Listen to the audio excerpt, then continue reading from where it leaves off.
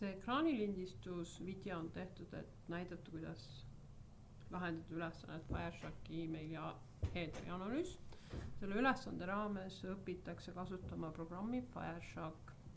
Kõigepealt tuleb arvutist Wireshocki programm üles otsida ja tööle panna. Wireshocki tööle panekul ta kõigepealt esilehel näitab, et missugused võrgukaardid on arvutis, mida on võimalik siis lindistada.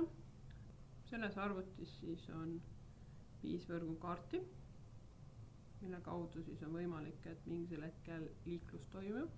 Praegult on näha, et liiklus toimub ainult internet võrgukaardi kaudu ja meil on võimalik seda lindistada.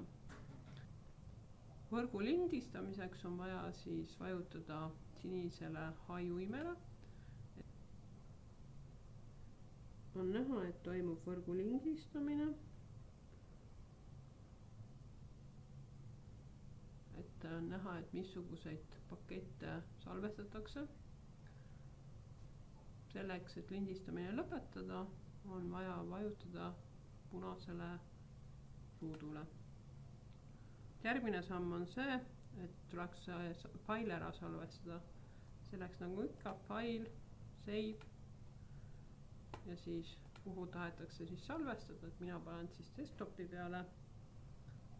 Panen siis pealkirjaks võrgulindistus ja Wireshock siis salvestab selle faili eraldi faili laiendiga. Järgmisena näitan, kuidas uurida eelnevalt lindistatud Wireshocki faile. Lähen materjalist ja laen alla ühe faili.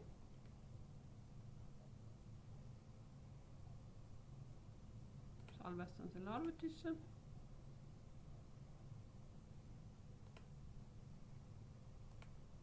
Nii. Nüüd fail openist. Download'i kaustast avan selle faili siis Wireshockis. Selleks, et seda liiklust uurida, on siin Wireshockil filtreerimisriba, kuhu siis tuleks sisestada käsud, mis on siis teil materjalis. Paneme kõigepealt esimese käsu.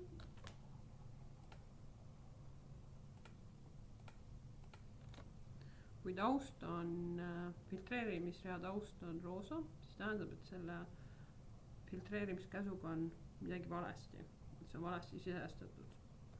Et proovin, panen uuesti jutumärgid, kustutan vanad ära uuesti, on näha, et taust läks roheliseks. Et nüüd tähendab, et see käsk on õige. Vajutan enter ja nüüd ta siis näitab, et kus kohas siis läbi protokoll HTTP, et mida ma olen siis Google'ist otsinud. Et selle rea kohta, mis on siis aktiivne, näidatakse informatsiooni. Siin on näha, et kus kaudu liiklus käis, mis internetiprotokolliga kasutati, mis leheküljel käidi, mis on võimalik ka lahti teha. Et büroo maailma lehekülje peal käidi.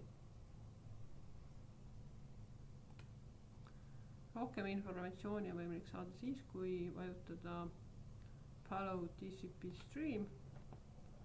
Et siin siis ta näitab täpselt samamoodi, et kus kohas käidi, et mingine pilt on alla laetud, missugust veebibrauserit kasutati, kes on siis selle lehekülje host.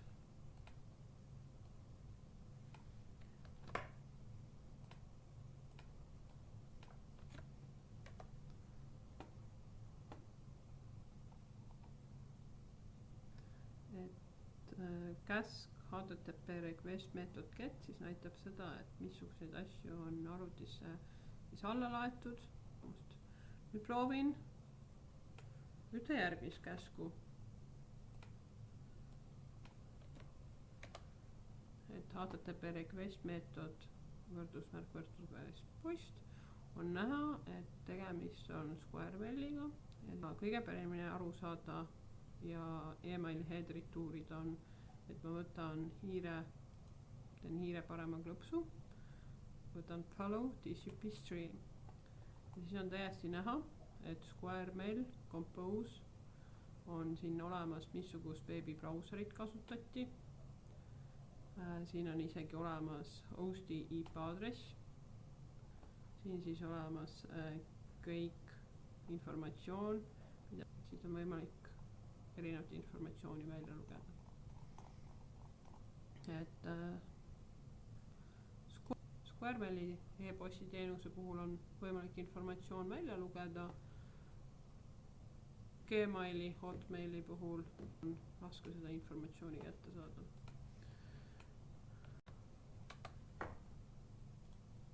Et võin vaadata uuesti.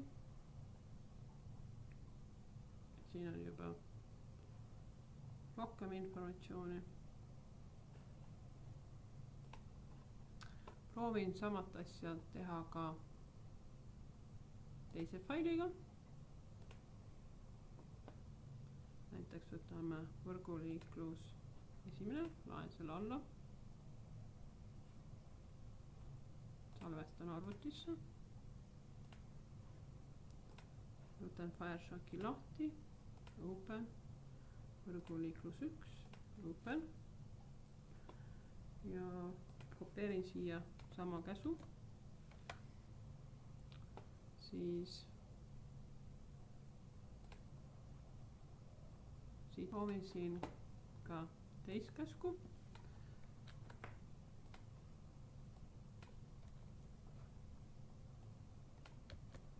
Panen posti asemel get. On siis võimalik näha, et mis asju on